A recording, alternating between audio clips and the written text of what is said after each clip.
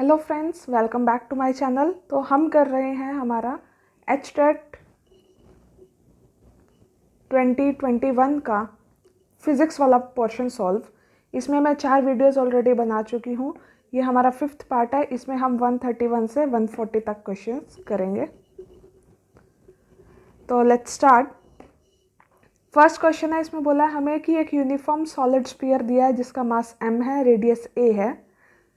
उसी के अराउंड एक स्फेरिकल शेल बनाया है जिसका रेडियस 2a है और हमें 3/2a पे ग्रेविटेशनल फील्ड निकालना है। लेट्स सपोज ये फिगर है, ये हमारा सॉलिड है, ये होलो है। अब हमें क्या करना है, यहाँ पर 3/2a पे ग्रेविटेशनल फील्ड निकालना है। Gravitational field at point P, उसका फॉर्मूला क्या होता है, Gm/r²। m होता है मास सराउंडेड, यानी कि मास सराउंडेड दिस। उसके बाद r कितना है, 3/2a पुट कर दो तो ये आ जाएगा हमारा आंसर। 132 क्वेश्चन, इसमें बोला है कि दो रोड्स दिए हैं AB एंड CD। उसमें टेम्परेचर्स दिए हैं A पे 100, B पे 0 और D पे 25 डिग्री सेल्सियस। हमें C पे निकालना है। सपोज कर लो ये x डिग्री सेल्सियस टेम्परेचर है यहाँ पर।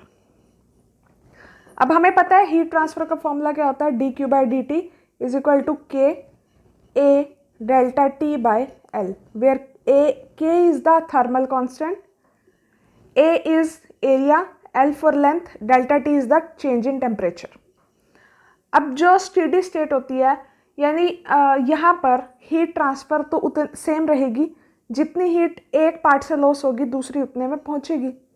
दैट मीन्स अगर 100 डिग्री सेल्सियस हमारा हाईएस्ट टेम्परेचर है तो यहाँ से हीट ट्रांसफ़र ऐसे होगी, ये ऐसे होगी और ये ऐसे होगी।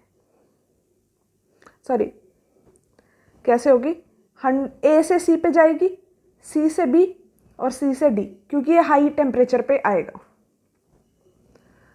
ये फॉर्मूला लगा देते हैं, K into 100 - x by L/2। A क्योंकि सेम है सबका तो छोड़ देंगे। K into x - 0 by L/2, क्योंकि ये हाफ पे है। इस रोड की लेंथ भी L है, इसकी भी L है, तो ये L/2 पे है और ये भी L/2 पे है। Next K into x - 25 by L, इसको सॉल्व कर देंगे, हमारा x आ जाएगा 45 डिग्री सेल्सियस। थर्ड क्वेश्चन, इसमें बोला है कि हमें दो नॉन कंडक्टिंग शीट्स दिए हैं S1 S2। उनकी जो सरफेस चार्ज डेंसिटी है वो σ1 σ2, वेयर σ1 इज ग्रेटर देन σ2। हमें क्या निकालना है, वर्क डन निकालना है by electric field in moving A charge particle Q through distance A। और जो A है वो 45 डिग्री के एंगल पे बना हुआ है। तो हमारे पास वर्क डन क्या होता है, Q into delta V। Delta V क्या होता है, डेल्टा E इंटू एक्स। ये जनरल फॉर्मूलाज हैं जो आपको यूनिट 1 +2 की यूनिट 1 में मिलते हैं, वो ही अप्लाई करने हैं। डेल्टा E क्या हो गया, E1 - E2 और x क्या हो गया, ये डिस्टेंस, यानी कि a/√2। E1 की वैल्यू क्या होती है फॉर शीट, σ/2ε0। ये आप अगर गॉस थ्योरम में देखोगे उसकी एप्लीकेशंस में ये फॉर्मूला डायरेक्ट निकला होता। पुट कर देंगे तो ये हमारा ये आंसर आ जाएगा वर्क डन के लिए। क्वेश्चन नंबर 4, इसमें बोला है हमें एक हॉट लिक्विड है, उसे बिग एक रूम में रखा हुआ है।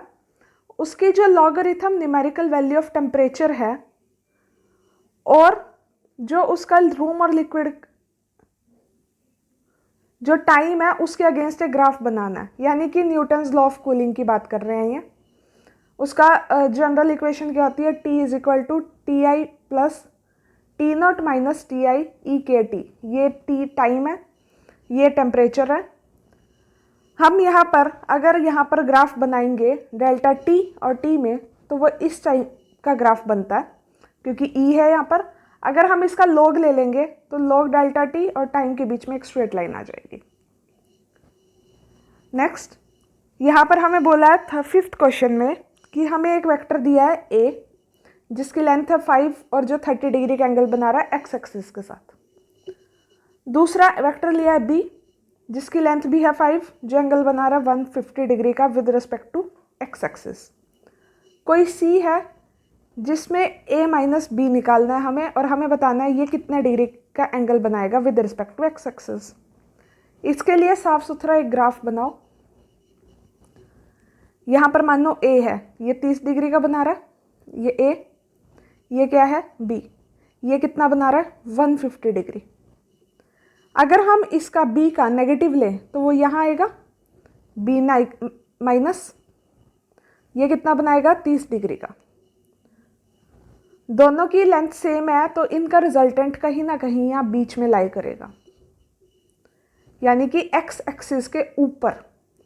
तो वो जो रिजल्टेंट है वो लाई करेगा, सी आर रिजल्टेंट जो है इसका वो एक्स एक्सिस के ऊपर लाई करेगा, यानी एक्स एक्सिस के साथ कितना एंगल बनाएगा 0 डिग्री। यहाँ पर आप फॉर्मूला अप्लाई कर सकते हो जो हम निकालते हैं tangent theta a minus b cos theta by, sorry, जो हम निकालते हैं टेंजेंट थीटा दो रिजल्टेंट के बीच का एंगल्स, वो कैसे निकालते हैं b sine theta by a plus b cos theta, alpha मतलब।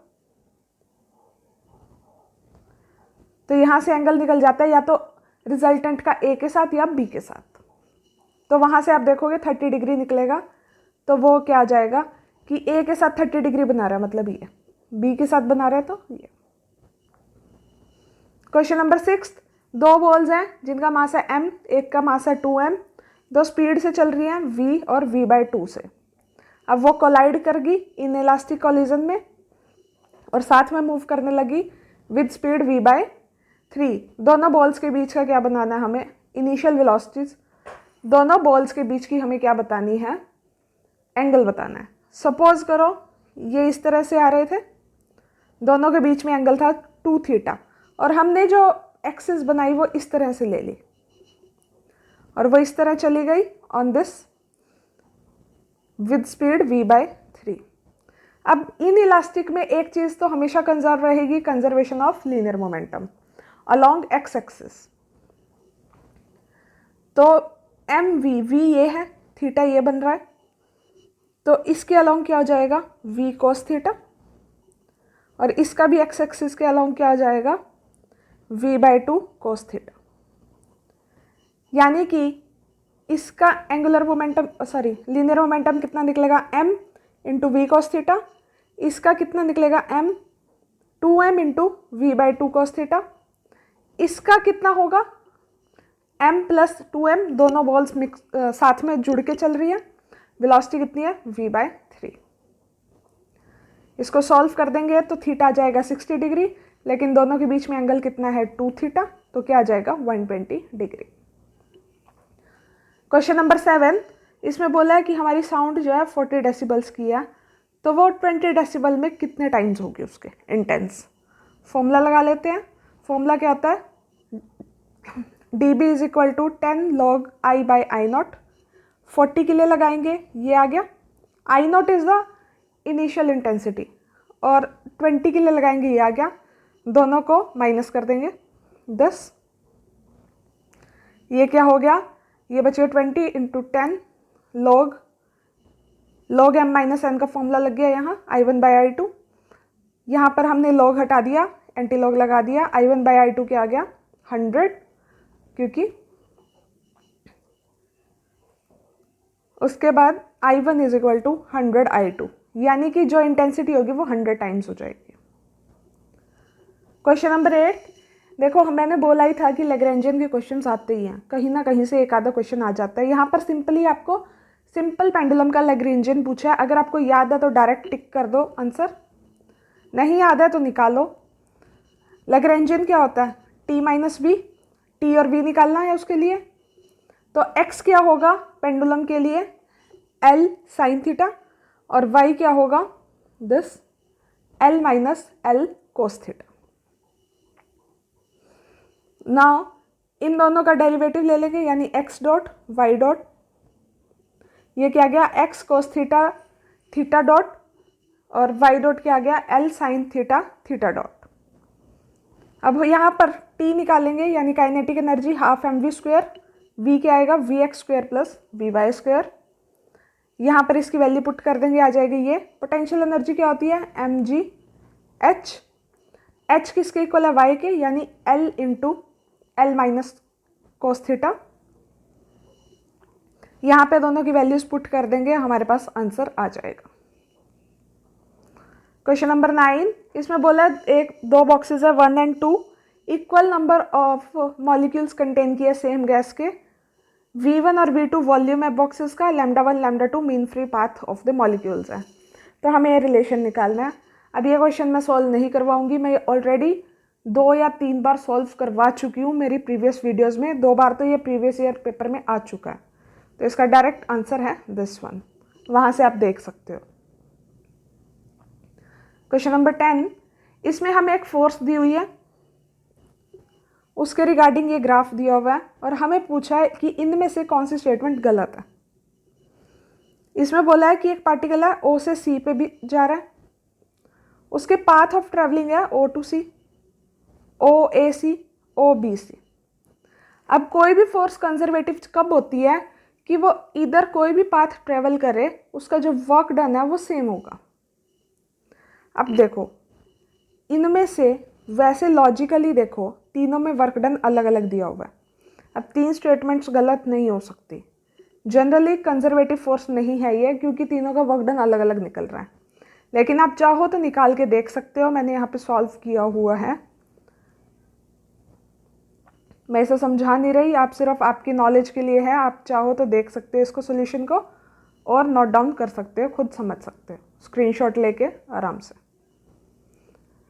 तो यहाँ पर हमारे ख़त्म होते हैं 140 क्वेश्चंस। इसके बाद 10 क्वेश्चंस और रह गए हैं, वो मैं नेक्स्ट वीडियो जल्दी अपलोड कर दूँगी।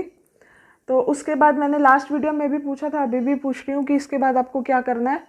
2017 का पेपर सॉल्व करना है या फिर स्क्रीनिंग के लिए कुछ क्वेश्चंस करवा दूँ, क्योंकि स्क्रीनिंग के लिए ज़्यादा नहीं करवा पाऊँगी, बट कुछ 1 या 2 टॉपिक्स शायद मैं करवा सकूँ। कुछ इंपॉर्टेंट से क्वेश्चन थोड़े बहुत आपकी kind of A question series of 5 to 6 topics, जिसमें आपके 20, 30, 50 क्वेश्चंस आ जाएं, ताकि आपको थोड़ा सा टॉपिक की नॉलेज आ जाए। क्योंकि देखो +1 +2 का बहुत ज़्यादा आता नहीं है, स्क्रीनिंग में नहीं आएगा। उसमें ज़्यादातर नेट लेवल का पूछते हैं, और नेट लेवल पे भी 10 या 12 टॉपिक्स होते हैं जो जनरली पूछे जाते हैं। थोड़े से क्वांटम के पूछते हैं, एक इलेक्ट्रॉनिक्स के पूछते हैं, जो हर एक पेपर में ही पूछे जाते हैं। तो आप चाहो तो उसके लिए मैंने आपको बोला है नेट और जेस्ट के पेपर्स कर लो तो भी हो जाएगा।